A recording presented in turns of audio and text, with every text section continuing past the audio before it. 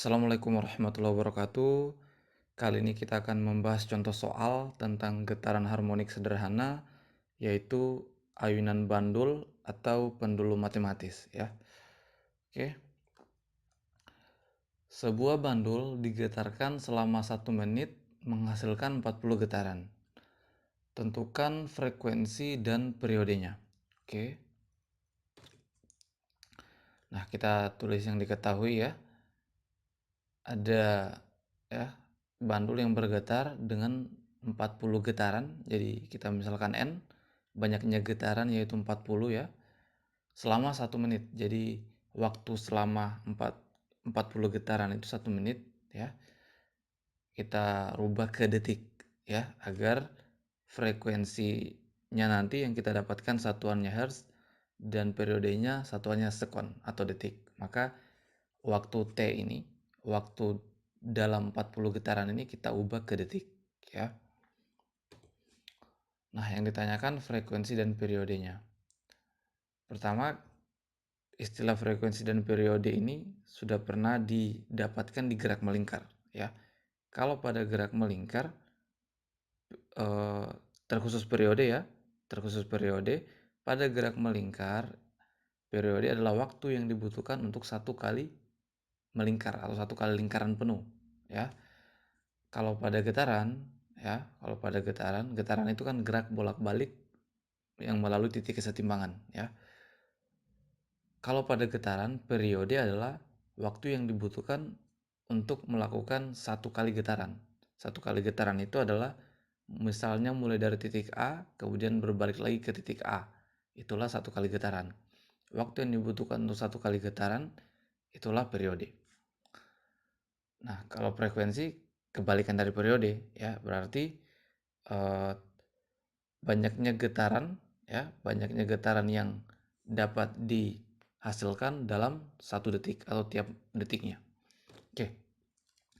Jadi frekuensi adalah banyaknya getaran yang dapat dicapai tiap detik ya, atau per detik. Maka kita lihat banyaknya getaran adalah 40. Waktu selama 40 getar itu adalah 60, maka harus dibagikan agar kita dapatkan besaran yang itu tiap detik, maka harus dibagi N per T ya. 40 per 60 ini bisa disederhanakan menjadi 4 per 6 ya kan, atau ini bisa disederhanakan lagi menjadi 2 per 3. 2 per 3 adalah 0,67 Hz. Ini satuan dari frekuensi ya. Begitupun untuk periode. Periode kan kebalikan dari frekuensi ya, 1/F, atau bisa juga kita T per N ya. Jadi waktu yang dibutuhkan untuk satu kali getaran, maka 1 per 0,67, atau bisa kita balik ini 6 per 4 atau 3 per 2 sama ya. 6 per 4 sama dengan 3 per 2 sama dengan 1,5 sekon. Inilah periode getarnya ya. Soal berikutnya, sebuah bandul sederhana memiliki massa 100 gram dengan panjang tali 40 cm.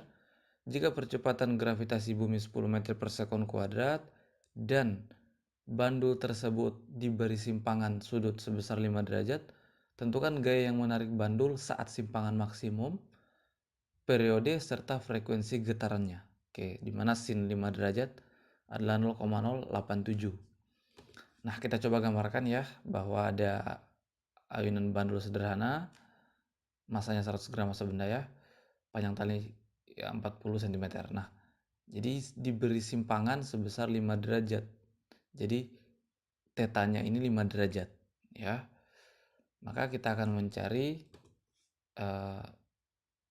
gaya yang bekerja atau yang menarik bandul pada saat simpangan maksimum, periode dan frekuensi. Kita tulis yang diketahui, massa bandul bendanya ini 100 gram, ubah ke kilogram ya, bagi 1000. Panjang tali 40 cm atau 0,4 meter ya. G dan tetanya simpangannya ya. Yang kita cari adalah gaya ya, gaya yang menarik benda, kemudian periode dan frekuensinya. Nah, yang perlu kita pahami bahwa gaya yang menarik benda pada simpangan maksimum, Kalau ini kita pernah bahas ya, bahwa ketika bandul ini berosilasi atau bergetar ya, jadi yang dimaksud satu kali getaran itu adalah jika bandulnya start dari sini maka berayun, kembali lagi ke sini itulah satu kali getaran atau satu kali bergetar. Nah, ketika jadi simpangan maksimum itu adalah jarak terjauh dari titik kesetimbangan. Jadi titik kesetimbangannya di sini ya, gerak bolak-balik di titik kesetimbangan, itulah getaran atau osilasi. Nah, ketika bandul mencapai jarak terjauh dari titik setimbang, itulah simpangan maksimumnya ya. Kalau sudut simpangan theta ini ya. Kalau simpangan maksimum yang jarak dari sini ke jarak terjauh dari titik kesetimbangan, itulah simpangan maksimum. Pada saat bandul ini berada di simpangan maksimum ya, maka ada gaya, namanya kita sebut gaya pemuli ya, yaitu komponen gaya berat yang arahnya ke sini yang menarik benda sehingga berayun. Jadi sehingga berayun yang persamaannya itu adalah mg sin theta ya kan. Itu pernah kita buktikan ya, dari mana mg sin theta itu. Silahkan kalian simak ya di konten sebelum-sebelumnya. Jadi gaya yang menarik benda atau yang membuat benda bisa berosilasi atau gaya pemulinya adalah mg sin theta ya. Jadi ketika benda berada di simpangan maksimum, kan bendanya akan meluncur ke bawah kan. Nah, yang menariknya itu mg sin theta. Kita masukkan mg sin theta-nya, sin 5 derajatnya ini ya. Maka ini kita perkalikan, hasilnya adalah 0,087 Newton. Inilah gaya yang menarik benda. Berikutnya periode. Nah, periode, ada persamaan periode osilasi bandul seperti ini kan. Ini juga kita pernah buktikan, kita pernah turunkan dari mana persamaan ini. Silahkan kalian simak ya. Bahwa T sama akar 2 Pi akar L per G. L panjang tali, G percepatan gravitasi di tempat bandul berada. Nah, maka kita masukkan 2 Pi 3,14, akar kuadrat L-nya 0,4, G-nya 10 ya. Maka ini kita kali 6,28, 0,4 bagi 10, 0,04 ya. Ini 6,28, ini akar kuadratnya hilang jadi 0,2 ya. Maka periode osilasi bandul adalah 1,256. Ini kali ya, 6,25 kali 0,2, 1,256 sekon ya. Oke. Berikutnya frekuensi. Jadi periode ini waktu yang dibutuhkan satu kali getar. Jadi kalau kita kira-kira kalau kita tekan stopwatch ya, bersamaan dengan bandul mulai berosilasi, satu kali getaran stopwatchnya dimatikan, itulah periodenya, waktu yang dibutuhkan untuk satu kali getar atau satu kali osilasi. Sedangkan frekuensi adalah banyaknya getaran yang dapat dilakukan oleh bandul dalam 1 detik. Jadi kalau kita tekan stopwatch selama 1 detik, kita lihat berapa banyaknya getaran. Nah, itulah frekuensinya ya. Atau kebalikan dari periode ya. Jadi kalau kita dapat periode, bisa kita cari frekuensinya dengan persamaan 1 per T, kebalikannya. 1 per 1,265 ini hasilnya adalah 0,796 Hz. Inilah frekuensi getarnya ya. Oke, soal berikutnya. Sebuah ayunan sederhana memiliki periode 4 pi sekon di suatu tempat yang percepatan gravitasinya ini. Berapa panjang tali ayunan tersebut? Maka ya, ini kita tulis yang diketahui. Nah, yang ditanyakan L panjang tali ya. Nah, kita pakai persamaan tadi ya kan. Yang kaitannya periode dengan panjang tali, persamaannya seperti ini ya. Oke, maka ini kalau kita kuadratkan, maka ini dikuadrat T kuadrat ya, ini dikuadratkan menjadi 4 Pi kuadrat, ini dikuadratkan hilang akarnya tinggal L per G, ya kan? Nah, T-nya kita masukkan 4 Pi, ya, karena dikuadratkan menjadi 16 Pi kuadrat, ya kan?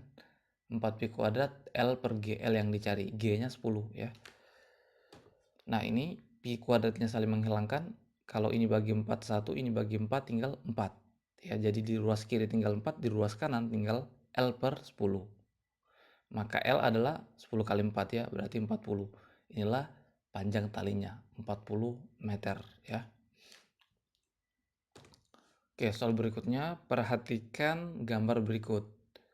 Jika ayunan bandul sederhana tersebut memiliki panjang tali 30 cm, tentukan kecepatan maksimumnya. Nah, di sini kita lihat ya, kita coba analisis.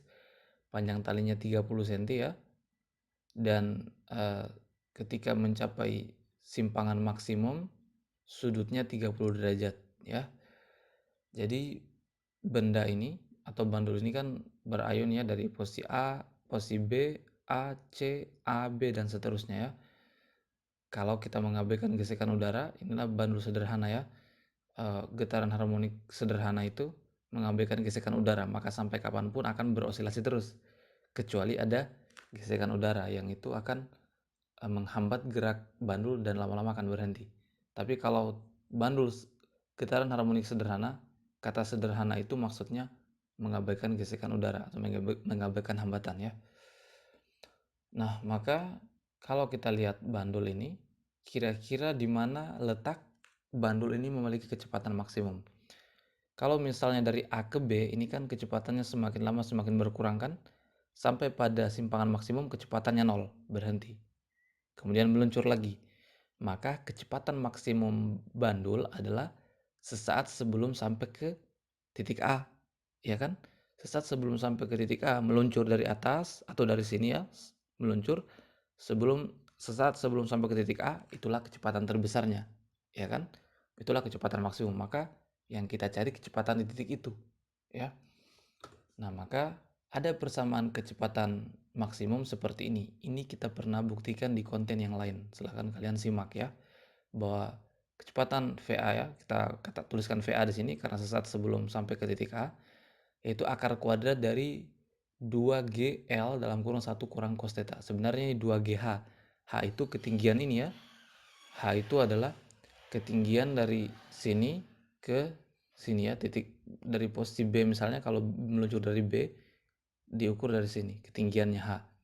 Nah, itu bisa dijabarkan seperti ini, 2GL, L ini panjang tali, dalam kurung 1 kurang cos theta, theta-nya adalah 30 derajat ya, sudut pada saat simpangan maksimum. Persamaan ini pernah kita buktikan ya, silahkan kalian cari saja kontennya.